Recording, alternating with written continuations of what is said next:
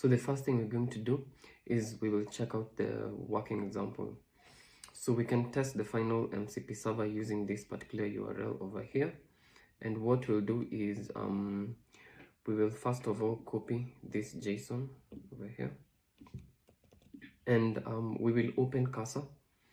Once we have opened Cursor, we will go to the settings part. When we are here, we will scroll to the tools and MCP. Then we will click on add custom MCP. Then we will paste the JSON that we just copied over here, and we will save it. Yeah, we will just close these sections. Then we will open our chat interface for Cursor. What we do is we're going to test out the different integration examples. The first prompt we're going to send is we'll have Cursor go and fetch a particular GitHub issue and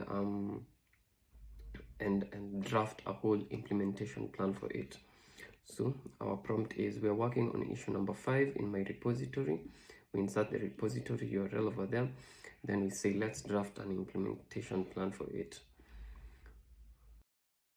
It asks us whether it can check, it can fetch the issue details using the MCP tool. So we'll click on run.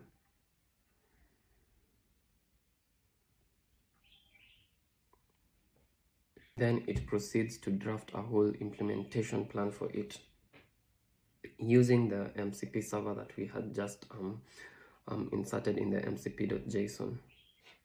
So it completes to draft the issue, and we can the implementation plan, and we can check it out over here. So I'll just keep all. And first of all, the first thing that we will do is first we will check the issue number 5 from my repository. So I'll just copy my repository. I will head over to my browser, and I will scroll down to issue number 5 over here. That's not 5 over here. So issue 5 is replacing the in-memory storage with persistent database, and we can check out the issue description over here. We can check out the expected behavior and also the current behavior that we're having in our code base. So if we come back to our code editor and check out the implementation plan, we can see it has, first of all, of course, it's correct. So replace in-memory storage with persistent database, and it comes up with a whole implementation plan based on the issue that we've just fed it. So the next thing we're going to do is we're going to create a pull request using our MCP server from a particular branch. So this is based on the commits that we had just pushed on that particular branch. So I will come over here. So the request is I want to create a pull request from the feature rate limiting middleware branch and to the main branch of my particular repository. That so I will sending the request. So of course, you see it asks me whether it can use the MCP tool to create the pull request, and of course I will click on run.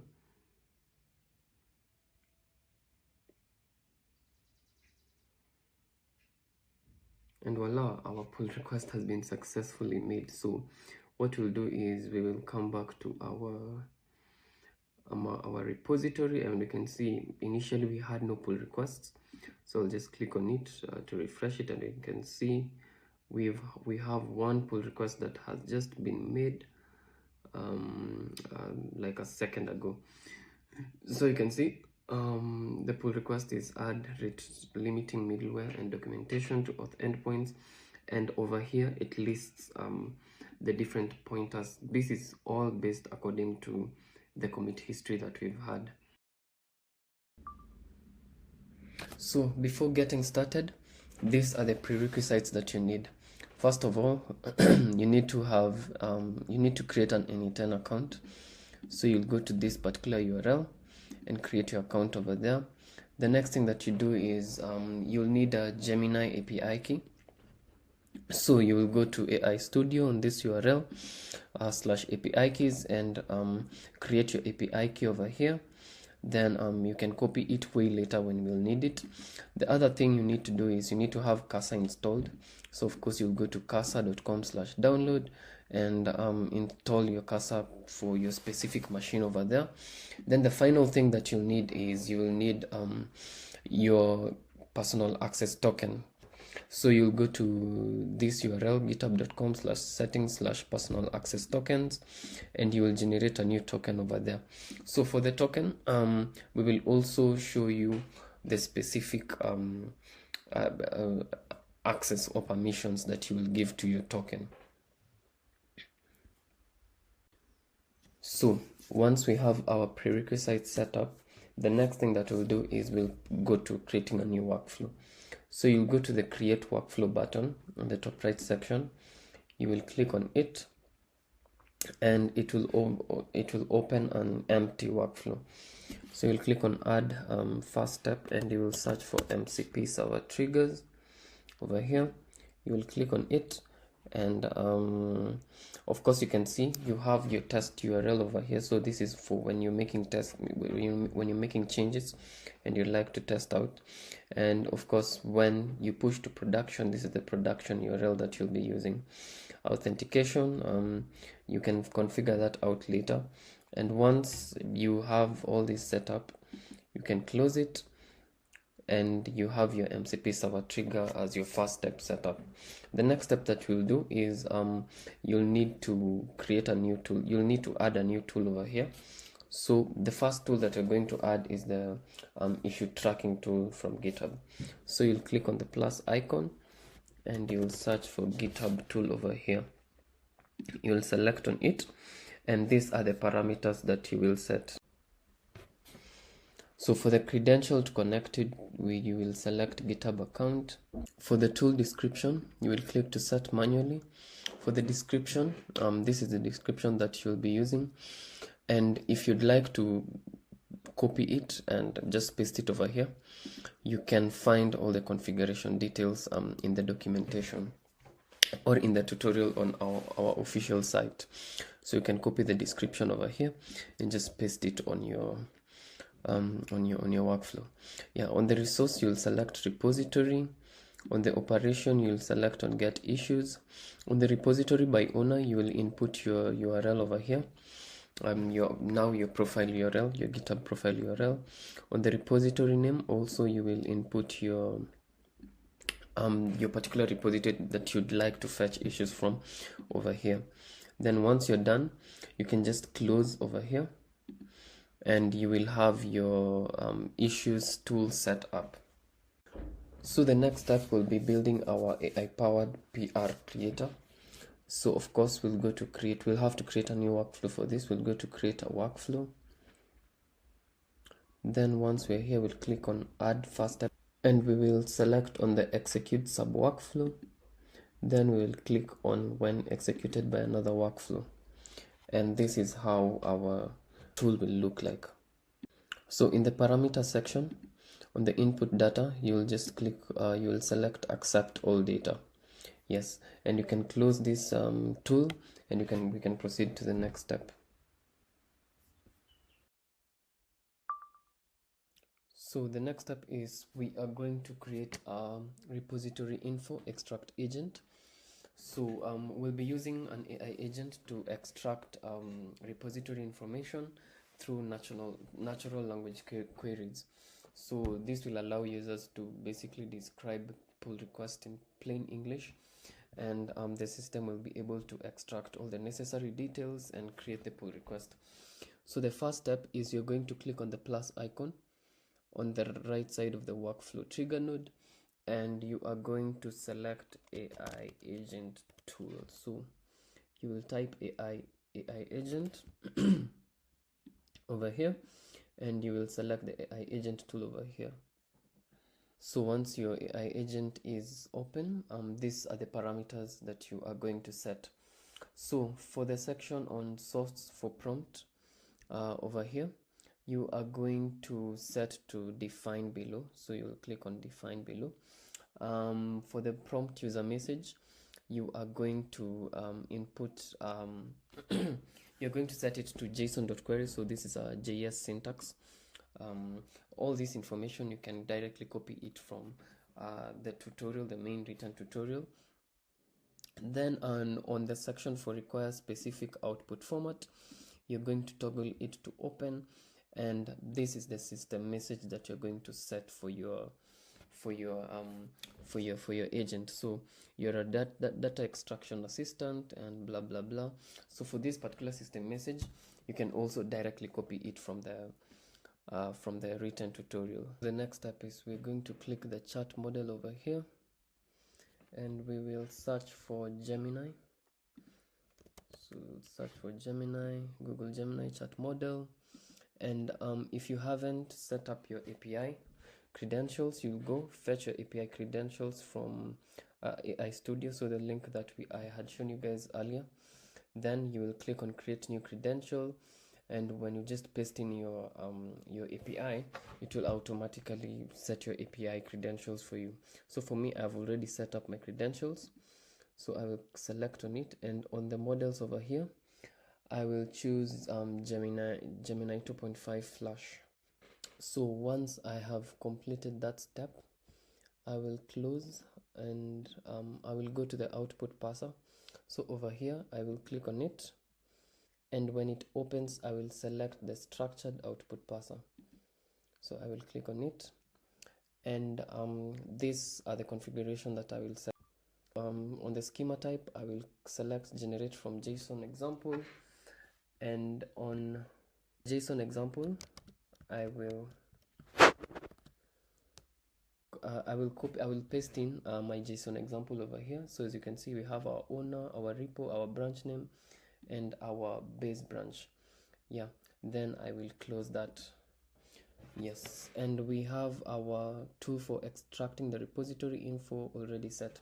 So one thing that we forgot to do is we forgot to rename this. So we'll rename this from AI agent to, so over here on the top left section I will rename it to extract repository info. Yes, and I will close it so it automatically saves itself. The next step is I will click on the plus icon over here, and we are going to set up a tool for fetching the commit history. So we'll be using the HTTP request node, and we will search for HTTP request over here, so you can see the first one that comes, and this is what we'll basically set up. So on the method, we will select get as the method because we are getting the repository, the commits.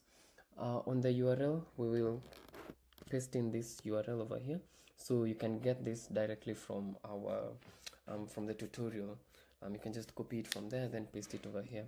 For the authentication, we will select predefined credential type.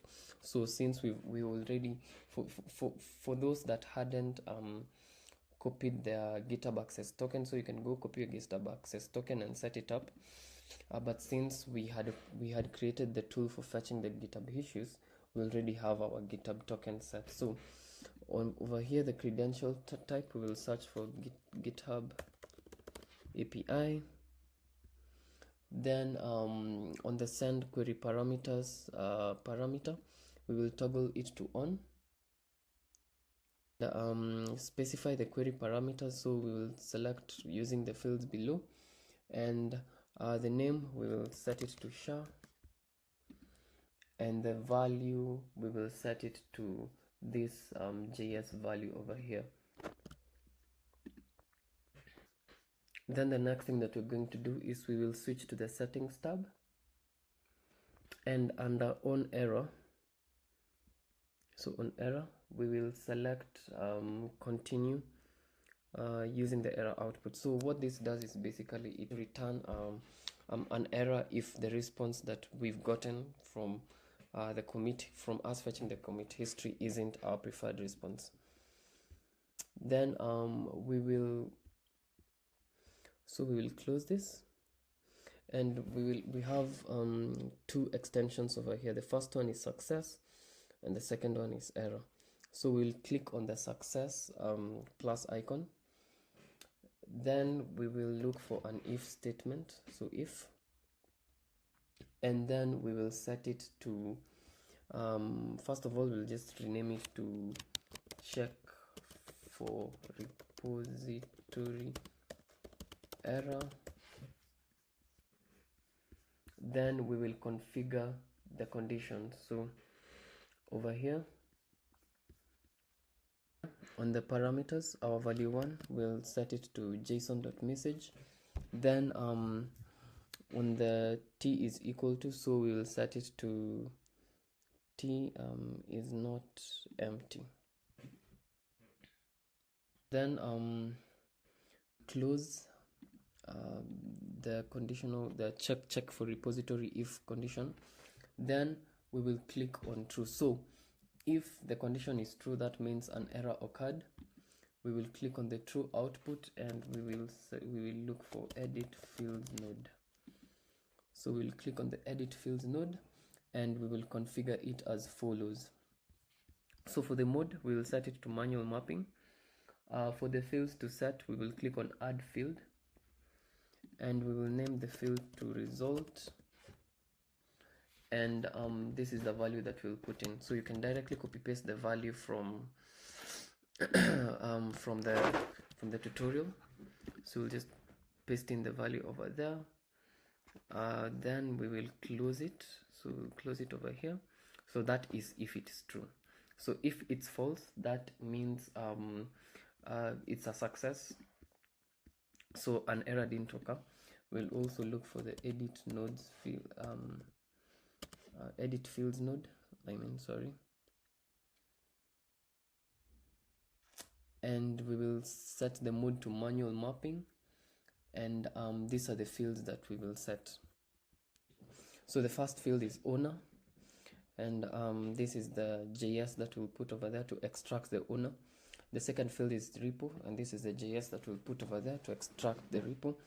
The next field is the branch name, and this is the JS that we'll put over there to extract the branch name. The base branch and the message also applying the same conditions. So we'll rename it to repository not found error.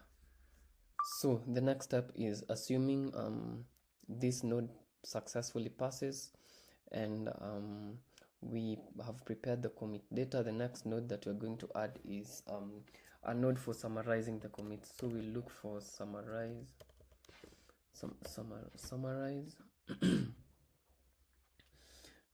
and these are the parameters that we'll set for it. So the first parameter, aggregation, we will set it to concatenate, so basically summarizing it or shortening it. The field, we will type message, so the field that it will be expecting from the previous node that we just set is the message field. And the separator, meaning the thing that will be separating the summarized lines, will just be new line. So after one line it will proceed to the next line. So as you can see over here, we have different separators. We have comma and space.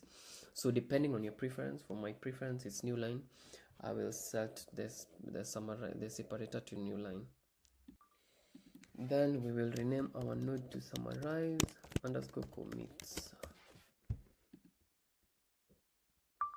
So once we're done, the next thing we're going to do is we are going to use an LLM to analyze the commit messages that we've just summarized and generate a professional pull request and pull request title and also description. So we will click on the plus icon on the right of the summarize node.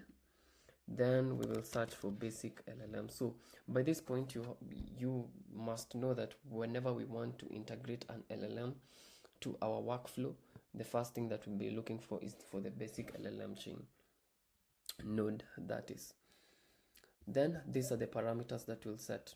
So for the source for prompt over here, we will select to define below, and for the prompt, this is the user message that we will be inserting. So you can directly copy the user message from the written tutorial that we have on our site.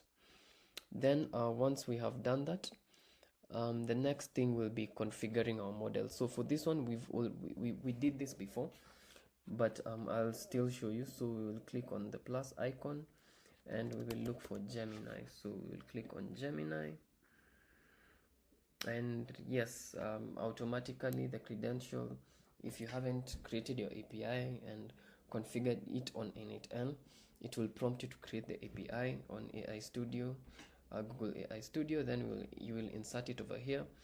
Then the model, you will select it to Gemini 2.0 or 2.5 Flash. So we will close this. Then we will proceed to the next step.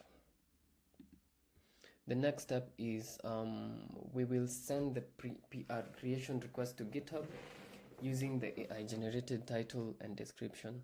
So of course we'll click on the plus icon and we will look for the HTTP request node. Once we have done this, we will configure the parameters and we will set them to. So the method is post, since we are sending the request. Remember, the previous HTTP request node that we had added, the method was get, because we were fetching commits. So for this particular one, the method is post because we are we are creating a pull request, so we are sending a request. Then for the URL, this is a URL you insert. You can get this directly from the written tutorial. Then the authentication, predefined credential type. On the credential type, you will select GitHub API. On the GitHub API, of course, you will select your GitHub account. Then you will toggle the send body button to on, and the body content type, you will select it as JSON. The specify body, you will select using fields below, and you will insert the fields over here. So the title, the head, the base, and the name. So the body, basically. Yeah. Once you're done over here, you will close the workflow and you will create a new node called success message. So this is gotten from the edit fields node. So for the mode, you will set it to manual mapping. For the result, you will set it as this, so you'll get this from the tutorial too, and you will close it. And when you are here, you can now see basically this is the create GitHub PR workflow that we've just created. So for executing it, the first thing that you need to do is you need to save it. So you will click on save workflow, and then once you save it, for you to be able to call it from cursor, you will click on publish. So you'll publish, you will insert over there your preferred version name. So I will use this particular version, and I will click on publish. Then I will click on execute workflow. So the next thing I'm going to do is I will go back to the first workflow that I had just created, the MCP Server trigger workflow, and I will attach my create GitHub PR tool over here. So I will attach it. This is the description that I will give it, and workflow over here, I will select create GitHub PR, so the name of the previous workflow that I had just created. Then once this is done, I will follow the same steps. So I will save it. As you can see, I've already saved it, and I will publish it. So since I don't have any changes, I cannot publish, but for your case, you'll have to publish it. Then once you're here, you will click on execute workflow. So it will say it's waiting for the trigger event, and then you will